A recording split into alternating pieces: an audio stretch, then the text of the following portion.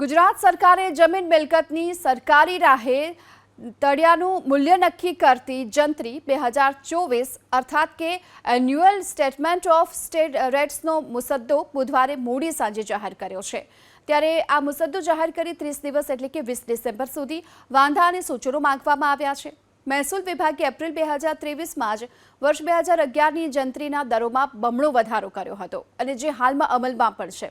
જો કે હવે પછી અમલમાં આવનાર સૂચિત જંત્રીના ડ્રાફ્ટમાં એપ્રિલ 2023ના રેટની સાપેક્ષમાં 7 મહાનગરમાં સરેરાશ 2 થી 4 ગણા રેટ વધારાયા છે, જ્યારે કે ગ્રામીણ ક્ષેત્રમાં આ વધારો 2 થી 2.5 ગણો હોવાનો પ્રાથમિક અંદાજ છે। વેબસાઇટ પર ઉપલબ્ધ ડ્રાફ્ટના પ્રાથમિક આંકલન મુજબ ગુજરાતમાં અમદાવાદનો SG highway Sindhu Bhavan road પર સૌથી વધુ પ્રતિ ચોરસ મીટરે રેટ સૂચવાયા છે। જો કે અલ્પ વિકસિત એવા છોટાઉદેપુર જિલ્લાના ક્વાંટ તાલુકાના અનેક સર્વે નંબરોમાં જંત્રી રેટમાં કોઈ પણ પ્રકારનો વધારો નથી થયો।